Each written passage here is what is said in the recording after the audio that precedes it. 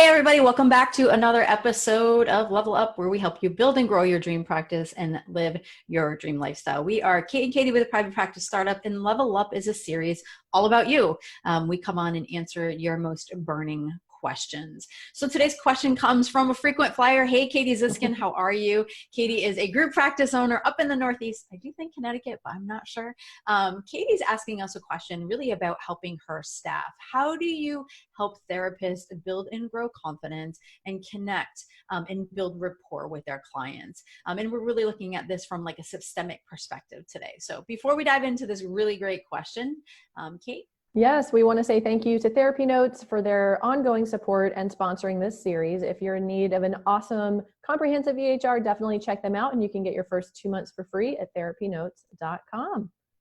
Yeah. Wow. So this is a really great question, and I love it because I really love leadership. And I also really love systems. And to me, when you're a leader or a group, or a group practice owner, is really being able to understand, like looking at the systemic area, right? Is not just maybe the therapist, and it might be the therapist needs training, but looking at systemically, like, how does your system go? Do you have an intake coordinator? What is that process? What's happening at the end of session? With the therapist, are they not scheduling right then and there? Are they saying, oh, call me if you want to schedule another session? So it's really helpful to understand first the process, really looking maybe for some holes or places that could improve. And then you're right. Sometimes people are bothered by like, well, I don't want to make them feel pressured. So that's why I say, if you would just want to schedule, that's fine. So really understanding the internal processes of the therapist about what's happening there in regards to the rapport, the connection. I know for me, when I first got into private practice, and it really took a long time to do this, but I did it anyways, but I felt really uncomfortable, right? So here I am as a new therapist in private practice, not a new therapist, but this was the first time that there was an exchange of money, right? Like, didn't have to do that in community mental health. And I felt really uncomfortable about it. Like, do I ask for it in the beginning? Do I ask for it at the end? How do we talk about that?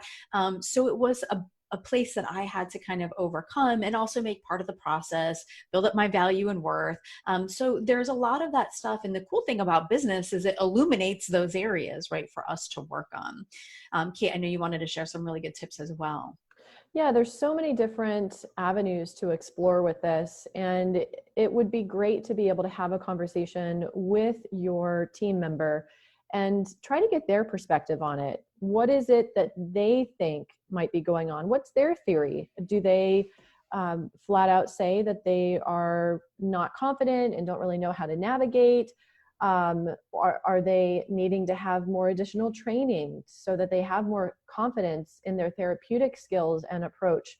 Maybe they're needing some help navigating that dynamic at the end of session and aren't quite sure how to bring up the scheduling and next appointments. Maybe they are just kind of leaving their clients hanging at the end, and they need to have a strategy for whether it's a homework assignment or a task or some sort of takeaway, some way to wrap up the session so that the clients feel like, okay, I'm leaving here with something. I know what my plan is. Here's the next step.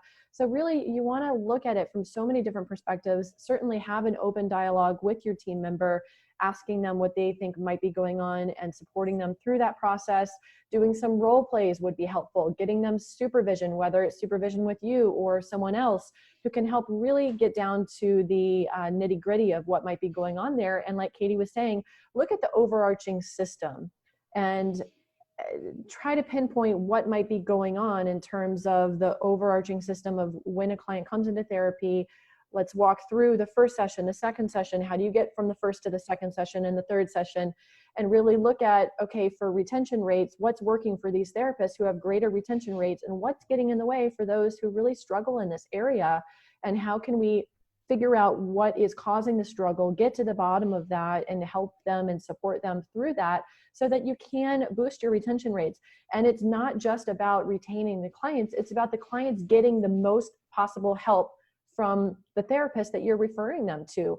There's a lot of weight and responsibility in making sure that clients that are coming to you for recommendations to work with a therapist who's going to help them reach their goals, that they actually are able to reach those goals. And if they're coming in for 1 or 2 sessions and then they're bouncing out, but yet these are clients who have serious issues, they're not getting the help that they need. And that's not good. So there's a lot of different avenues to explore. And as you start to explore them, you'll start to get to the bottom of what the sticking points are, what the blocks are that need to be addressed and worked through, and then how to support your team member through that, and work together in a way to collaborate through that process.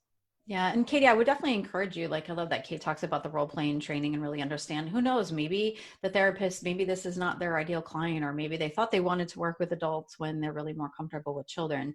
But for you as the group practice owner, really providing that support, and role plays don't happen just one time, right? I would definitely, I like to engage all of the learning styles, right? The auditory, the visual, have them write it out. Like, what would they need to say? What's a block for them?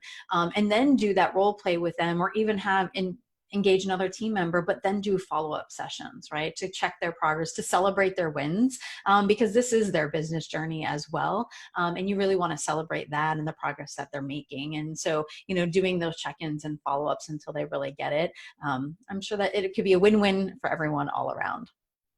Absolutely. And you could always reach out to the clients as well. As if you were if they reached out to you as a group practice owner and they wanted to connect with a therapist and they came in for one session and didn't come back, and this is a pattern that's happening with one particular team member, reaching out to the client and saying, hey, we want to assure that you get the help that you really need and that you deserve.